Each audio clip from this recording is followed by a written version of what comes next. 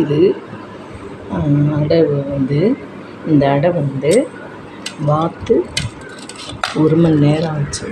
ஆனால் எப்படி பிய்யுது பாருங்க, விரைச்சே கிடையாது. சாஃப்ட்டு, அவ்வளோ பாருங்க சாஃப்ட்டு.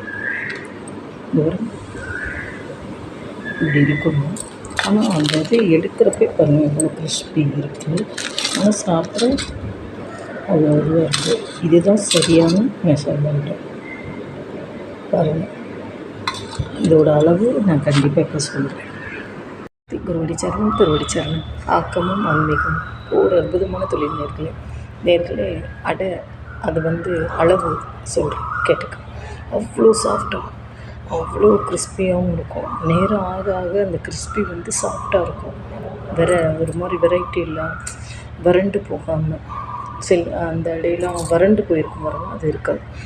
என்ன அப்படின்னு கேட்டிங்கன்னா, 2 கப்பு அரிசி புழுங்கரிசி போட்டிங்கன்னா 1/4 கப்பு 4 வகை பருப்பு போட்டுக்கோங்க. போட்டது நல்லா ஊற வச்சுருங்க. ஒரு 5-6 மிளகா வத்தல் அதிலே போட்டுருங்க. உப்பு, பெருங்காயம், கருவேப்பிலை எல்லாத்தையும் போட்டு அரைச்சிருங்க. நல்லா புளிச்சோன்னே வாத்து பாருங்களேன், அவ்வளோ நல்லா. ஒரு 2 டம்ளர் புழுங்கரிசி எடுத்திங்கன்னா எந்த டம்ளரில் இருக்குதுன்னு அதில் கால் டம்ளர் பருப்பு போடுங்க. செம்மையாக இருக்கும். செஞ்சு பாருங்கள்.